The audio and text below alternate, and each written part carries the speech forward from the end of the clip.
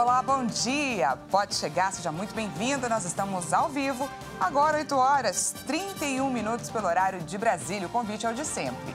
Vamos juntos começar esse dia bem informados. A partir de agora, você confere as notícias do Brasil e do mundo desta sexta-feira, 13 de janeiro. Vamos de destaques. Pacote do governo para ajustar as contas tem redução de gastos e aumento de impostos. Justiça inicia audiências de custódia de pessoas que participaram das manifestações em Brasília. Nos destaques internacionais, a Argentina fechou 2022 com a maior taxa de inflação já registrada em mais de 3 décadas. E falamos também sobre o Janeiro Branco, sobre a importância de cuidar da saúde mental. A gente te conta tudo isso e muito mais a partir de agora. O governo anunciou um pacote para ajustar as contas e fechar o ano no azul. Com um valor total de quase 243 bilhões de reais, a aposta é na redução de 50 bilhões de reais em gastos, em alguns ajustes na arrecadação e até aumento de alguns impostos. O dos combustíveis deverá ser avaliado em março. E para facilitar a vida de quem deve, foi lançado o Litígio Zero. Vamos conferir. O programa Litígio Zero vai oferecer descontos de 40% a 50% sobre juros e multa para pessoas físicas e microempreendedores quitarem as dívidas com a Receita Federal. Para as empresas com dívidas acima de 60 salários mínimos, o desconto pode chegar a 100%. Nos dois casos, o pagamento poderá ser feito em até 12 meses. As empresas e as famílias precisam voltar ao mercado de crédito, senão elas não vão consumir. Você está com uma taxa de juros de 13,75%. Muito acima da inflação, muito acima da média mundial, taxa de juros real. Então, hoje a gente, assim como o desenrola que vai ser anunciado no final do mês, ele também tem essa característica. Ele é um programa voltado para a solução desse problema, em que você acumulou a pandemia, a pós-pandemia, com um aumento de 11,5% da taxa de juros. A proposta do governo federal com o programa Litígio Zero também é agilizar os processos que chegam ao CARF, Conselho Administrativo de Recursos Financeiros. Para isso, vai acabar com o chamado recurso de ofício para processos de até 15 milhões de reais. Já os processos de menor valor deverão ser julgados diretamente na Delegacia da Receita. Além do programa para renegociação com o fisco, a equipe econômica também disse que está fazendo análises para cortar despesas na própria estrutura do governo. Uma das propostas já em curso é a reanálise de contratos de todos os ministérios. Todos os órgãos, portanto, todos os ministérios deverão, não é poderão, deverão avaliar a necessidade da manutenção dos contratos realizados na gestão passada. Tá? Então, esse é o primeiro ponto que eu gostaria de ressalvar. Não significa que vão anular, cancelar, eles vão simplesmente analisar cada caso e eles terão a liberdade, a discricionariedade e o poder, que é de cada ministério, a fim de dizer, nós vamos manter, nós vamos reavaliar, nós vamos pedir o cancelamento desse contrato ou desse programa. O ministro da Fazenda, Fernando Haddad, informou que os últimos programas de desoneração fiscal lançados pelo governo anterior corroem o orçamento deste ano, e que o trabalho da equipe econômica agora é buscar equiparar receitas e despesas com os valores de 2022. Para isso, foram lançadas 3 medidas provisórias, 3 decretos e uma portaria. Alguns destes textos precisarão ser analisados pelo Congresso Nacional nos próximos meses. Com a aprovação das propostas, Haddad disse que espera fechar o ano com déficit primário entre 0,5% e 1%. Essas medidas aprovadas pelo Congresso, se tiver uma resposta que nós consideramos possível, né, da autoridade monetária, eu acho que nós podemos pensar com muita tranquilidade em fechar 2023 com um déficit inferior a 1%. Nós estamos fixando uma meta para fechar entre 0,5% e 1% o déficit primário de 2023. O ex-ministro da Justiça, Anderson Torres, afirmou que o texto da minuta encontrado em sua casa era para descarte. Para o ministro do Supremo Tribunal Federal, a intenção não é boa em relação à democracia. Anderson Torres afirmou que o texto da minuta encontrado pela Polícia Federal durante a busca e apreensão em sua casa seria triturado e foi divulgado fora de contexto. O documento era o rascunho do decreto para instaurar estado de defesa na sede do Tribunal Superior Eleitoral. O texto previa reverter o resultado da eleição presidencial em caso de derrota de Bolsonaro na disputa contra Lula. Torres afirmou que o documento estava em sua casa para descarte, juntamente com outros documentos. A Polícia Federal encontrou o documento no armário do ex-ministro. Segundo ele, tudo seria levado para ser triturado oportunamente. O ministro Gilmar Mendes, do Supremo Tribunal Federal, analisou o documento encontrado na casa de Anderson Torres. Para ele, esse documento levanta várias questões e não é revelador de boa intenção em relação à preservação dos parâmetros da democracia. Torres falou que, no cargo de ministro da Justiça, recebia sugestões e propostas dos mais diversos tipos. Cabe a quem ocupa tal posição o discernimento de entender o que efetivamente contribui para o Brasil. O advogado Rodrigo Roca, que atua na defesa do ex-ministro da Justiça Anderson Torres, informou que o manuscrito encontrado na casa de Torres não foi escrito por ele.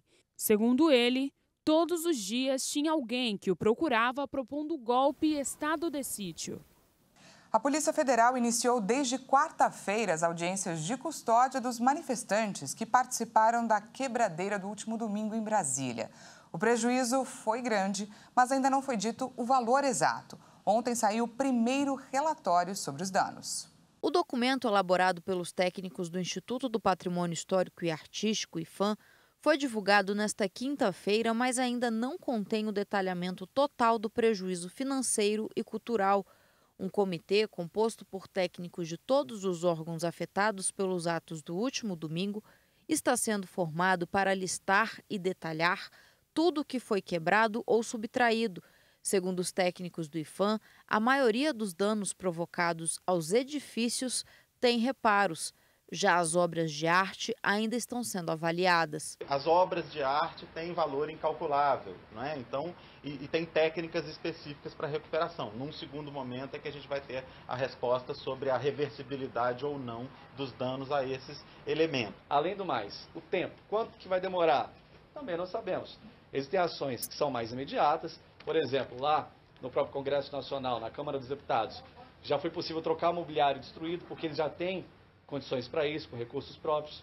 Lembrando que a gestão dos bens móveis que estão dentro desses prédios são de responsabilidade deles mesmos, das próprias instituições. O presidente do IPHAN, Leandro Graz, também disse que o Brasil está recebendo oferta de ajuda de pessoas físicas, empresas e instituições como a Unesco para ajudar na reconstrução dos danos. Portanto, não vai faltar energia, não vai faltar esforço, colaboração para essa reconstrução que a gente vai fazer. As audiências de custódia dos mais de 1.000 presos detidos no último domingo começaram a ser realizadas nesta quarta-feira. Por se tratar de um grande número de pessoas, o Conselho Nacional de Justiça está fazendo um mutirão. Participam das audiências o Tribunal de Justiça aqui do Distrito Federal, o Tribunal Regional Federal da Primeira Região e a Corregedoria Nacional de Justiça. Todo o processo está sendo acompanhado pela Ordem dos Advogados do Brasil para garantir a legalidade. Nesta quinta-feira, cerca de 100 audiências foram realizadas. A expectativa é que o trabalho seja concluído até domingo. E mudando de assunto, o CPF vai passar a valer como documento único para identificação em serviços públicos. Essa nova lei, sancionada pelo presidente Lula, determina que órgãos do governo não vão poder exigir outros números como o RG, o PIS ou o título de eleitor para preencher um cadastro. O presidente Lula sancionou uma lei que estabelece o CPF como um número suficiente para identificar um cidadão nos serviços públicos. Mas os órgãos emissores têm o prazo de 12 meses para se adaptarem à nova regra. A lei estabelece que o CPF deve constar nos cadastros e documentos de órgãos públicos, de registro civil de pessoas naturais ou em documentos de identificação emitidos pelos conselhos profissionais. Com isso, órgãos de governo não poderão exigir outros números de identificação para preencher um cadastro, como o PIS, o RG ou o número da carteira de trabalho. Os demais documentos podem até ser solicitados, mas a ausência das informações não pode mais impedir a conclusão do cadastro ou requerimento. A lei prevê que os novos documentos emitidos usem o CPF como número identificador, em vez de gerar uma nova numeração única, como acontece nos títulos de eleitor e carteiras de motorista, por exemplo. E olha só, pelo menos 2 pessoas morreram e 3 ficaram feridas após um acidente entre um carro e um caminhão no elevado João Goulart, conhecido como Minhocão, aqui no centro de São Paulo. A colisão aconteceu nesta manhã no sentido Zona Oeste. A via precisou ser interditada totalmente. De acordo com o Corpo de Bombeiros, as vítimas estavam presas às ferragens. 10 viaturas dos bombeiros foram enviadas para o local. As causas do acidente estão sendo apuradas e a gente traz aqui mais atualizações ao longo da nossa programação. Antes do intervalo, falamos sobre o tempo para essa sexta-feira e também para o final de semana. As fortes chuvas causaram estragos em algumas regiões do Espírito Santo, como no bairro da Grande Vitória, que passou por alagamentos. A cidade de Capitólio, em Minas Gerais, também tem sido bastante afetada pelas fortes chuvas nessa semana. Os moradores estão com dificuldades de deslocamento depois que um rio transbordou. Um dia de muita atenção para esses estados. Já que em São Paulo, amanhã começou chuvosa. Vamos então conferir agora como fica o tempo em algumas cidades do país.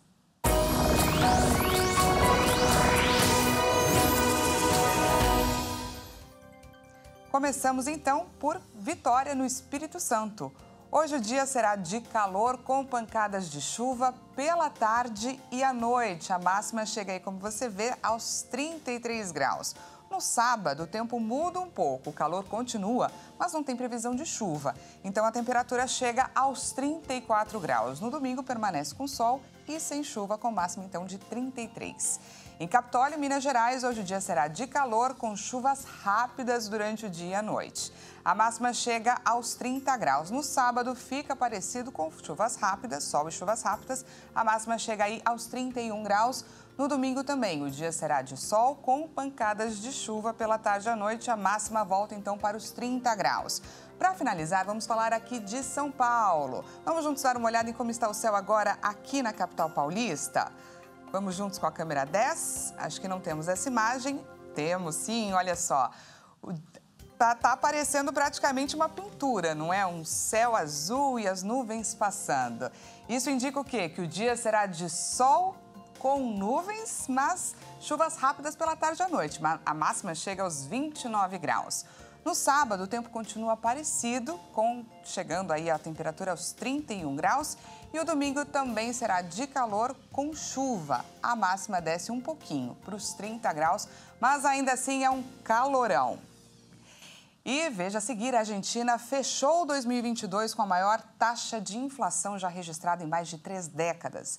Na volta do intervalo, falamos também do Janeiro Branco, sobre a importância de cuidar da saúde mental.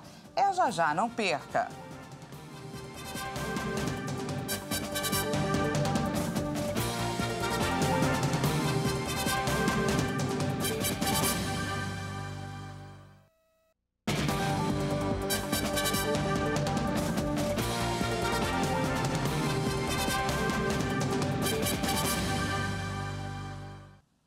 Seja bem-vindo mais uma vez, estamos de volta ao vivo, agora 8 horas e 47 minutos pelo horário de Brasília.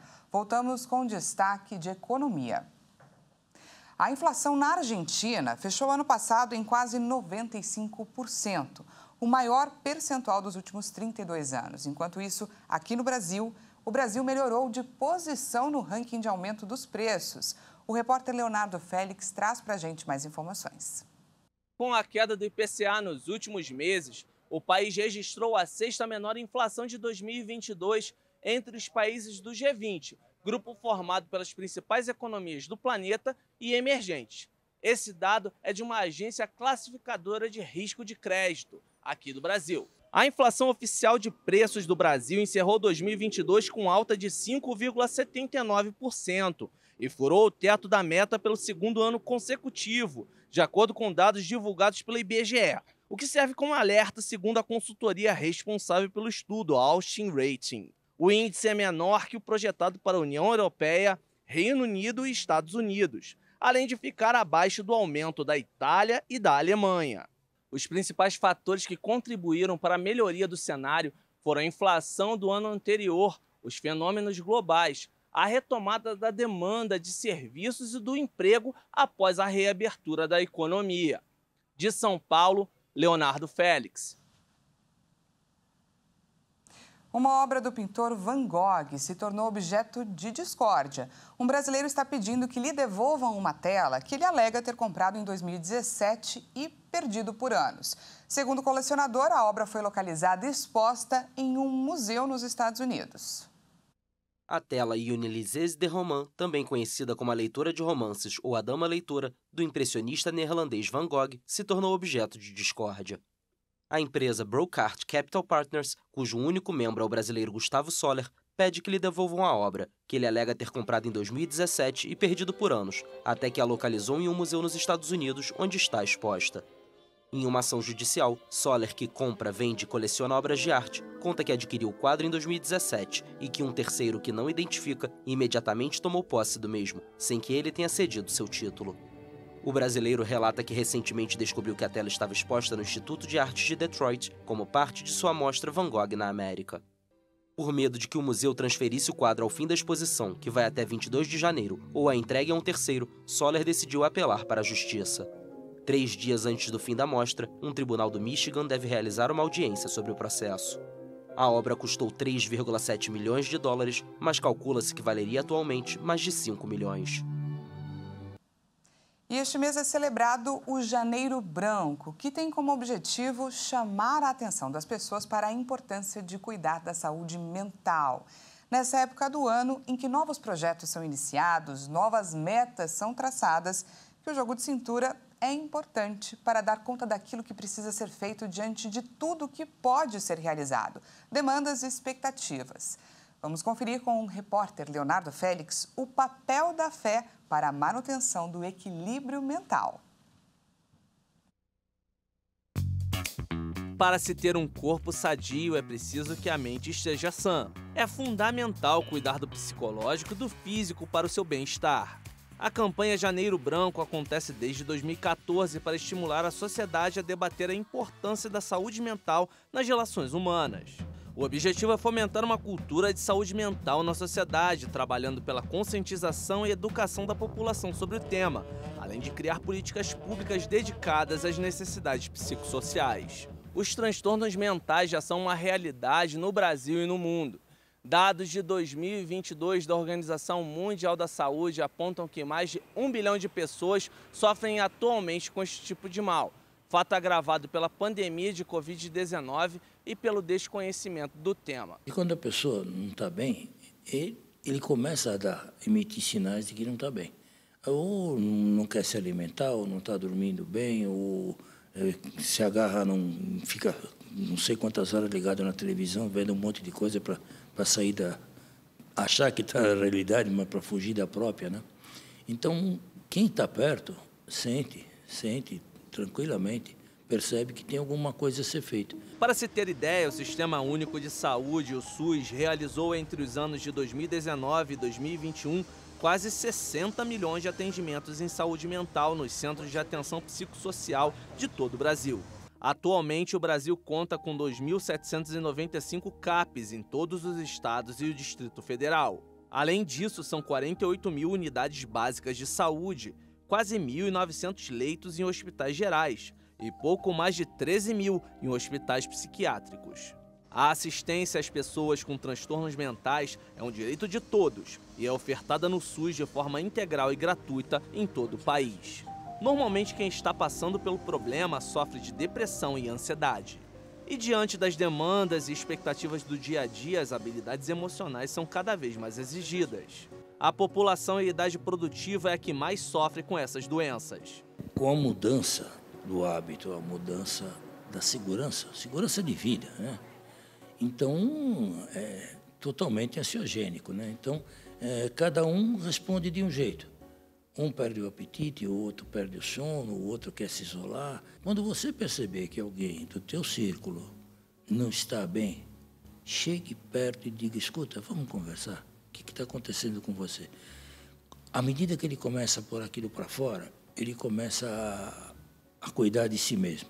A tecnologia está ajudando aqueles que enfrentam problemas na saúde mental. O doutor José Halt passou a atender diversos pacientes por meio de um conhecido aplicativo de mensagens instantâneas em videochamadas. Ele explica o serviço. O atendimento via WhatsApp, vídeo ou só áudio, tem gente que não quer aparecer, facilitou sobremaneira, porque, primeiro, sem deslocamento. Segundo, não estou com consultório, aluguel, secretária, aquela coisa toda, eu posso baixar bastante o custo. Então, e atendo sem número de pessoas por dia, porque 40 minutos com um, 40 minutos com outro, mas não tem que sair andando para cá e para lá, né? Então, facilitou muito, deu para baixar bastante o valor. Depois de 5 minutinhos que você está conversando, você esquece que você está na internet. É como se você estivesse aqui, como nós estamos, a menos de 1 metro de distância. E a necessidade obriga a você criar soluções. Essa foi uma solução e deu certo. Reconheça a autoridade que é no nome de Jesus. A fé também tem um papel fundamental para a manutenção de uma mente sadia e equilibrada. A pastora Janaína Amorim, da Igreja Internacional da Graça de Deus, fala da importância da oração e do contato diário com Deus para uma boa saúde mental. A fé é um complemento muito importante na vida de qualquer pessoa que quer vencer na vida, e já tem até comprovações científicas de que a oração ajuda na saúde mental da pessoa também, né? Nós podemos falar de um versículo muito conhecido que é Jeremias 29:11. Ele fala, porque eu bem conheço os planos que tenho para vocês, diz o Senhor, planos de fazê-lo prosperar e não de causar dano, planos de dar esperança e um futuro. Então, muitas pessoas às vezes estão sofrendo com ansiedade por conta de estar pensando o que vai ser do meu futuro, o que eu vou fazer da vida, como que eu vou decidir isso. E o que é importante a pessoa ressaltar? A importância de saber que Deus tem planos bons para ela. Nós podemos também ver em Mateus 11:28, ele fala, vinde a mim, todos os que estáis cansados e sobrecarregados, e eu vos aliviarei. Então, a Bíblia ela tem resposta para tudo, e uma delas é a saúde mental. Mente sã, corpo são, já diria o ditado. Cuidar da mente é tão importante quanto cuidar do corpo. Essa edição fica por aqui. Muito obrigada pela sua companhia. Às 10 horas, Kleber Werneck chega com mais informações e à 1h da tarde, eu e ele esperamos por você. Até lá!